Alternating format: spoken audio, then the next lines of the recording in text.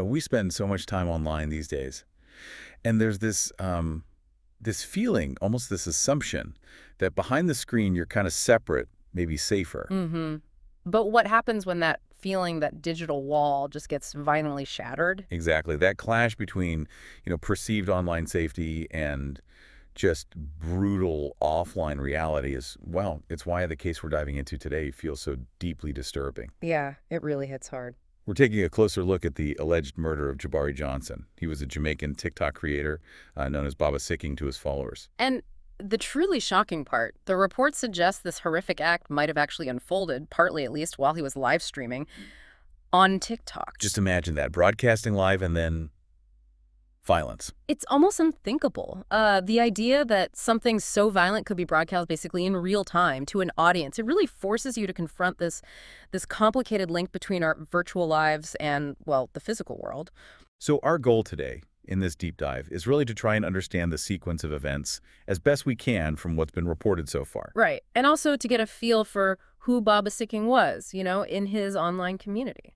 And then think about the bigger picture, the broader implications of a tragedy like this. And for this, we're mainly looking at initial reports. The primary source we have is a Daily Mail article. Yeah, and it's crucial, absolutely crucial, for you listening to remember this is an active police investigation. What we know now is preliminary. It could definitely change as things develop. Definitely. Things are still unfolding. Okay, so let's start with the person. Who is Baba Skeng on TikTok? What kind of picture can we paint based on the reports? Well, from what we gather, Jabbari Johnson, using that handle, Baba Skeng, he was an active creator, seemed like he was building a presence within the Jamaican TikTok scene. Right, using the platform to connect. Exactly. The Daily Mail piece mentions his content, things like comedy skits, but also dance challenges, commentary on different topics, pretty standard creator stuff, Yeah. Sharing, entertaining, trying to build that connection. And did it mention his following? Like how big was his reach?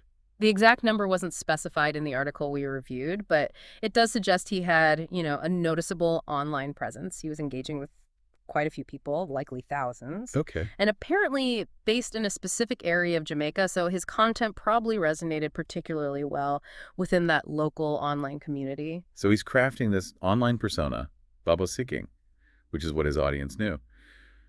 Probably funny, engaging, maybe, like a lot of creators, a slightly amplified version of himself. Quite possibly. That's pretty common, isn't it? Yeah. And it's just deeply disturbing that this space, this digital stage meant for connection, for entertainment, potentially became the actual scene of such extreme violence.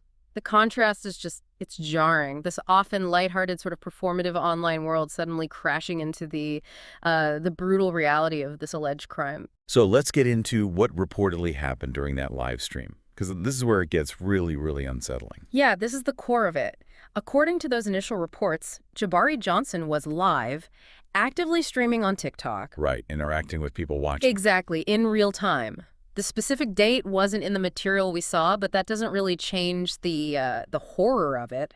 He was likely at home or somewhere familiar in his community there in Jamaica. And then it happened. The reports say an attacker. Some headlines even called the person an assassin.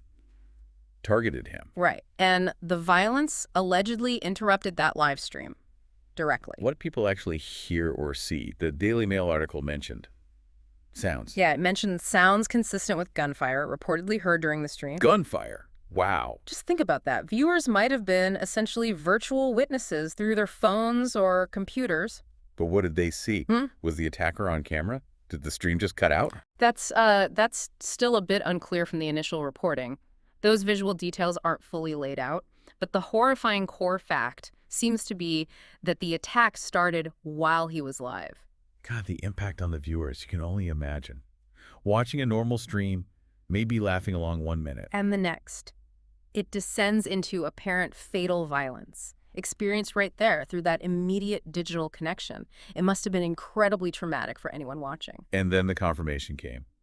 Tragically, Jabbari Johnson was found shot and killed after that interruption. Yeah. The fact that this alleged execution happened so publicly broadcast like that, it just adds this whole other layer of horror. It extends the trauma way beyond his immediate circle. It really does. It's a uniquely disturbing aspect of this crime, isn't it? Highlighting how technology, in these awful rare instances, can capture and even broadcast such extreme violence. So after this horrific event, what's happening with the investigation? How are the Jamaican authorities even approaching a case like this with the live stream element? Well, Jamaican law enforcement reportedly launched a murder investigation pretty quickly. Makes sense. And that live stream aspect, it's a double-edged sword for them, probably.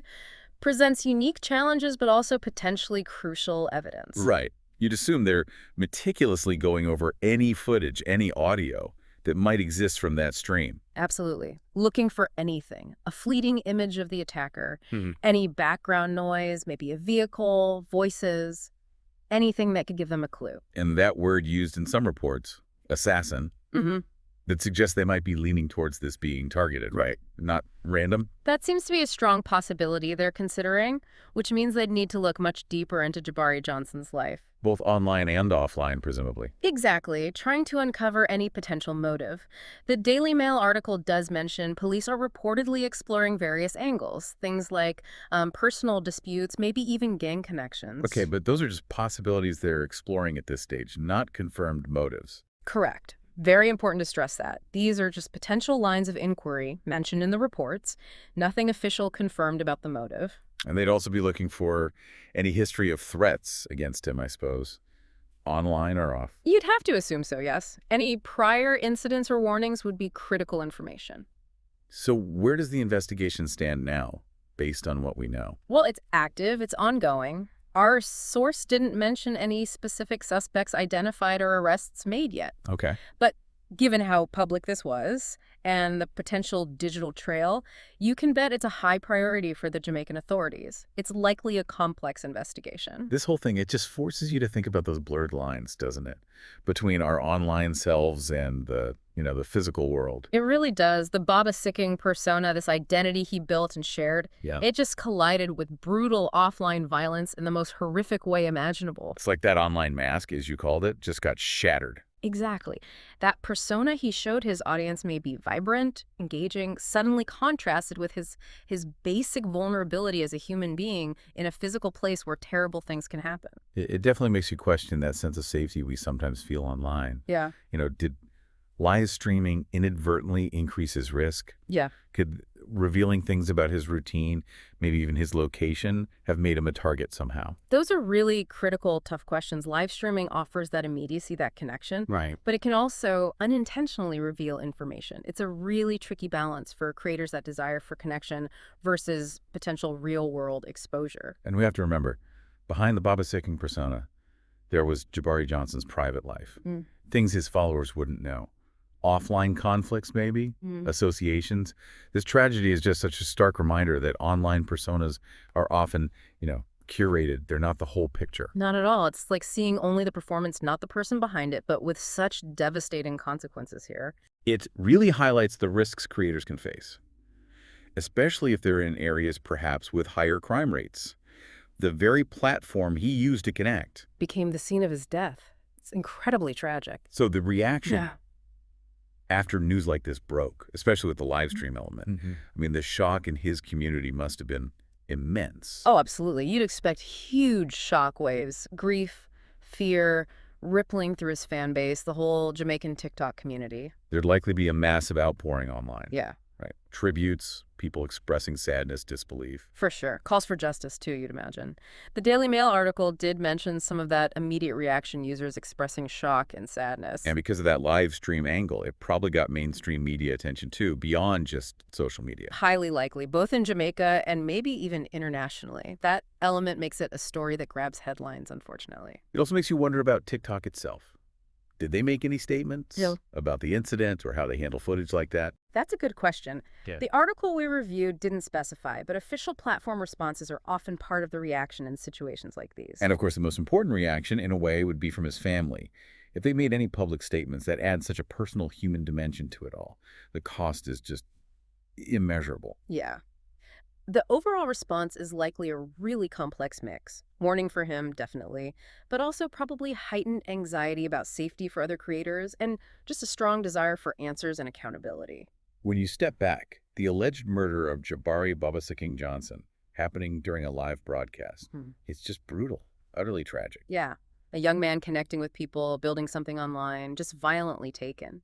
And so many unanswered questions remain. The motive, the identity of the attacker, Yeah. just underscores how critical that ongoing police investigation is for clarity, for justice. Absolutely. This case is such a chilling reminder, isn't it, of the potential fragility behind those online personas we see, and how terribly, tragically, online and offline violence can intersect. Our deepest condolences, of course, go out to Jabbari Johnson's family, his friends, his entire community. And it really does push us, or it should push us, to think more deeply about the dangers creators might face now.